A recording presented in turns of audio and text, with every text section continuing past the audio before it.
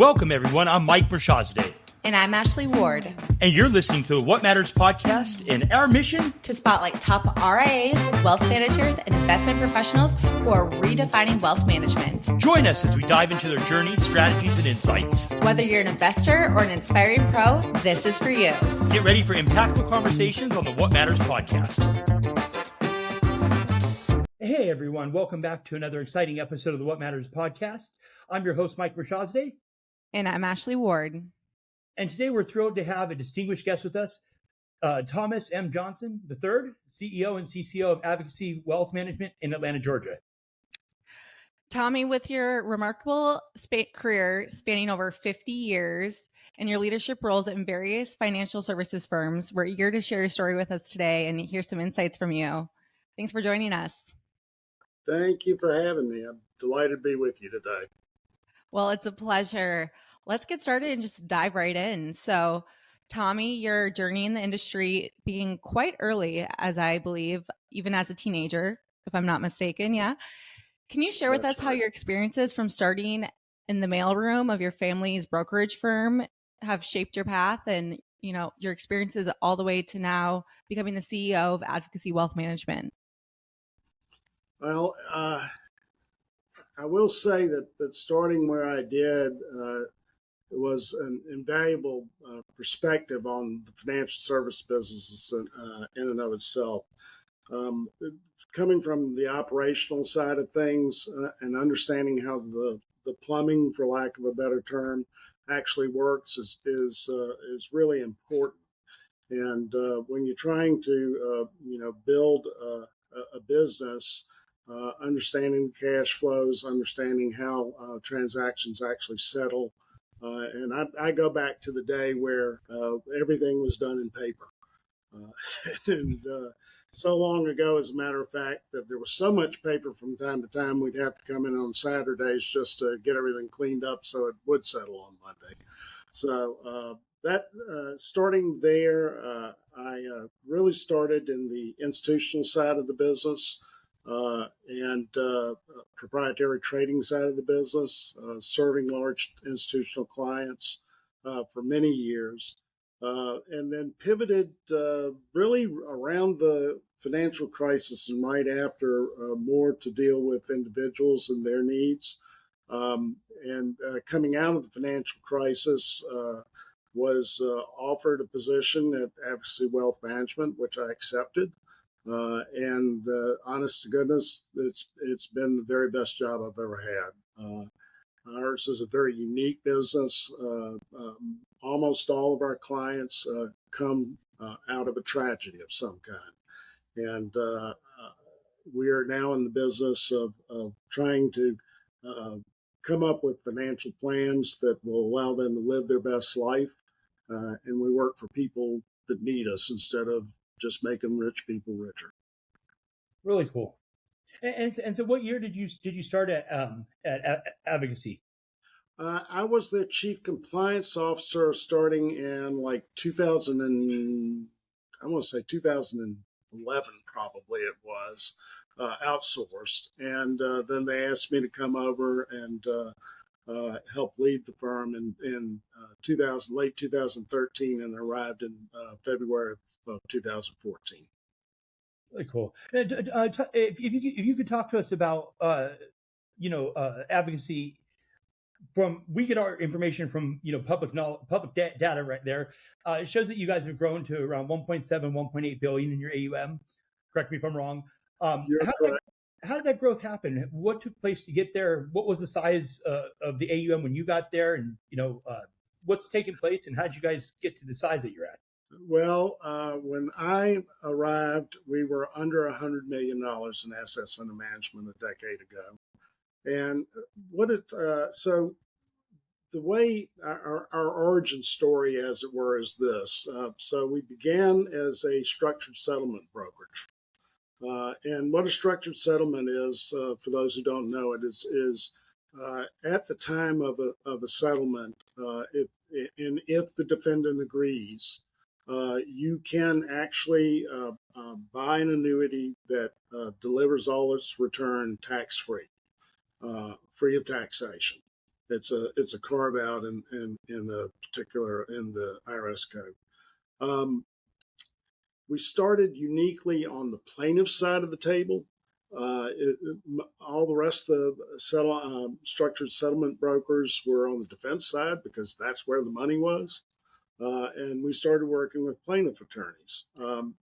Out of that, the settlements that we were seeing got larger and larger, and we were farming out both the investment management piece of it, which is the business unit that I was responsible for, as well as the trust services. Many of these settlements involve the need for trusts, and we had several partners in that area.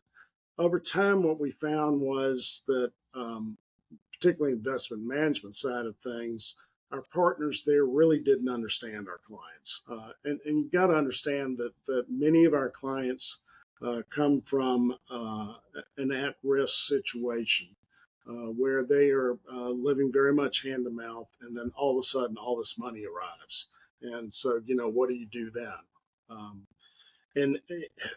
So we decided in 2010 to joint venture with an existing registered investment advisor, which subsequently the parent firm, Forge Consulting, bought. And out of that begat Advocacy Wealth Management. Meanwhile, we started Structured Settlement Broker 2003. The attorneys that we were working with were also maturing. And as they matured and became more and more expert at their craft, the settlements got larger and larger and larger.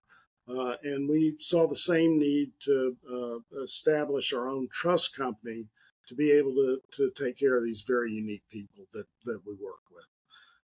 And in 2015, we raised capital to do so, and now have trust powers in most of the United States, able to take care of our clients there as well. So and this is rather phenomenal growth. We're sitting on this side of this part of the business right around $2 billion at the moment. We have recently made an acquisition of a complementary registered investment advisor. And so I have to correct for you viewers, as of August 1st, I am no longer Chief Executive Officer and Chief Compliance Officer. Part of the acquisition was planned succession of my roles. And we have two very competent people who have succeeded me, and I'm working with them on a daily basis to make that transition of responsibilities. But like I said, the casework has gotten larger and larger as our own expertise has grown, and as the expertise of our litigating attorneys has grown. Really cool. So you said that you guys had made a purchase, a smaller RIA, if I'm not mistaken. There That's right. Is that how you guys have done most of your growth? Is by all the rest of it's been organic. Wow. So this is our first acquisition. Cool. And it's a well established old line Atlanta firm called Montag and Caldwell. We will continue to operate as a separate business unit. They are more institutionally oriented and allow us to instantly diversify our revenue stream, as well as provide the succession planning fulfillment that certainly very important to me. Very exciting. And so I want to ask you there. So how many advisors are there at Advocacy then, and total employees? So we're at about 50 employees in total. With the new addition, I think if I'm remembering the head count, it's like 22-ish or so, somewhere in that neighborhood, or 22, 24 are financial advisors. Okay. Yeah, and so the other beauty of this is most of us on the advocacy business unit are certified financial planners. On the Montag and Caldwell side, they're chartered financial analysts. And so it's like I said, it was a very complementary combination of the two firms, because we're really in totally different areas of financial services whole ecosystem. Fantastic. So a little bit about you, Tommy. Throughout your career, you've transitioned through various roles, from managing institutional equity trading to founding your own firms. Can you share with us and our listeners possibly some of the most valuable lessons that you've learned throughout the way of your career? Any advice for those who are looking to carve their path in this industry? Sure. And then I'll give them the same advice I give every who asks me a question along those lines. There was an interview that National Public Radio did with one of the Warren Buffett's grandchildren, a granddaughter, right after his wife died. And this goes back probably to about 2005 or something, somewhere around that area. And they asked this young lady, "What did you learn from your grandmother?" And she said, she told them that her grandmother lived by 5 principles. And these are they: show up, pay attention, tell the truth, do your best, and here's the hard one: don't be married to the outcome. I like that. So think about that. I mean, that's really the hard part to do. But if you've done your best and you've done all the other things that I laid out, the outcome most often is going to work in your favor. But you've got to learn to walk away from it too. Yeah. I think that's fantastic advice, just life advice in general. Don't be married to any outcome in your life, right? Yeah, you've got to be willing to reinvent yourself, or if you're not, you're probably not going to be here very long. Absolutely. Particularly in this. And so let me ask you this: I wanted to talk about, where you guys are at as a firm right now. Have you guys started? You said that you're transferring out of the CEO role. Are you guys, putting a G2 in place, and what's the future of the firm going to look like there? What we'd like to do is really continue to grow in both directions. And we feel strongly that this acquisition of Montag and Caldwell will give us better tools to serve ultra high net worth clients, compete in that marketplace. But it's really about having a distinct offering that's got values offered that other people don't have. And I think when you look at the whole picture that we present, which is insurance services, both life and property and casualty, the investment management piece of it that ranges from institutional to retail, trust services that we own and operate ourselves, as well as we have some business to business offerings. It's a pretty robust palette. And that gives us the ability to really look at any individual client or individual business client and say, okay, we've got, on the shelf here pretty much everything you would need. Now let's figure out how to put it together so it makes some sort of sense for your particular situation. And that's really where we're going with this. We work very hard every day to make sure that we stay as integrated as possible. We don't like to see silos. Some of them are unavoidable just due to regulation. But where there's not a regulatory barrier, we try to make sure that there's no other hurdle that's standing or brick wall standing between two of our teammates being able to actually operate seamlessly together. And so let me ask you this: with the advisors that are on your guys' team, did you home grow those individuals or pull them out of wirehouses, or how did that operate? All of the above. So the Montag folks, have varied backgrounds, but all of them have been there an awfully long time. I mean, I think the newest person who's an advisor there has been there over 20 years. From our side, we're a younger firm, obviously. I'd say at this point, probably advisors on the advocacy side of things, roughly 40% of them are homegrown, and the rest have had prior experience somewhere else. Thank you. And what would you say, if looking at success for advocacy in 5 years, where do you see your team? If you think about greatness, success there, is that a certain number of new clients being added, an AUM number you like to achieve? How would you define success for you and your team, like looking out to the future? We'd certainly like to continue to grow our assets under management, and certainly like to be able to serve more clients, because we really do believe we have a very unique offering in the marketplace itself, and the ability to really care for our clients and make sure they're in good place. I think from my perspective, it's being able to scale this business while not losing its uniqueness, and that's going to be something that's really going to be tricky to do.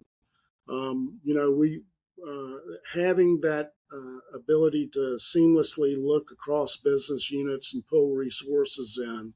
As you get larger and larger, it becomes more difficult, and that's going to be one of the challenges of the folks that we've brought in to succeed me. I'm not going anywhere, and I'll certainly be there to support all the efforts in that area. But if I look at what's really most challenging in front of us, it's going to be that, and maintaining the very unique culture that we've been so careful to cultivate and nurture and keep in place.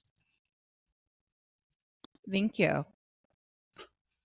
Yeah, and I can quite easily 5 years from now seeing us being a $10 billion registered investment advisor without much problem. Now, how we get there is going to be an interesting journey, and maintaining that culture and the ability to bring the whole of advocacy and Forge and our trust services to a client is just going to be critical to for us to continue to have the success that we're having now. Mm-hmm. And what is if you could highlight on this again, the relationship with Forge? What is that current relationship? Forge is our parent company. So Gotcha. they were the structured brokerage agency. They were the first company. And so all the other companies roll up under their wholly owned subsidiaries of Forge. Gotcha. And building what you mentioned about seeing yourselves potentially being at 10 billion in 5 years, 5xing. You're not sure how you might get there, but do you see it possibly entailing with more inorganic growth, possible future acquisitions to 5x that? I think it's a combination of both. The unfortunate thing is that people will keep having automobile accidents, and there will be flaws in design, and there are a bunch of human beings out there, and they do stuff that causes tragedies, unfortunately, and so that side of the business will continue to grow. The acquisition side, I think, is one that's very interesting to us, and we will, see how that unfolds. It's finding the right partners, and we're really happy to find Montag and Caldwell, because culturally, if you don't fit together correct culturally, you're going to have a very tough go of it. And I've been through that a couple of times, and it's no fun for anybody. Mm-hmm. We're very conscious of that, and we've now combined all of the advisors that were here in this particular branch have moved over to the Montag branch, where they had extra space. and are all combined together. And that was a very conscious decision to bring the two groups together, cross-pollinate, nurture that culture that we worked so hard to establish. And I'm curious, Tommy, so outside of your professional role, are there any investment opportunities or sectors that excite you at the moment? Anything that investors should be paying attention to in the current market? Well, yeah, I mean, I for one am a believer that artificial intelligence will over time, really change the way many businesses do business. In fact, maybe all businesses do business. If you think about it in the context of the dawn of the personal computer, followed by the dawn of the internet and wide adoption, both of those were about a decade-long event before you had wide adoption. I suspect this one may unfold a bit quicker, uh, simply because we've had two recent experiences of adoptive technology. But the ability to iterate repetitive tasks, produce them flawlessly. I mean, we're not there yet with artificial intelligence, but you could certainly see how that could come to pass. And taking that sort of work out of something that a human needs to do allows the human then to use the creative uniqueness of the human mind to produce things none of us have even dreamt of yet. And I'm very excited to see that happen. Yeah. Thank you. And finally, I had a question I always like to wrap up with everything that's gone on in the economy over the last several years. What do you see taking place? We've had a big, inflection in interest rates, a lot of debt that we've taken out. Some say that the stock market seems a little frothy and real estate prices seem frothy right now. But I wanted to get your opinion on that. If you feel comfortable, giving Sure. us 2 cents on that. So, I see things where we are, today as continuing a process of normalization. What happened in 2020 was unprecedented.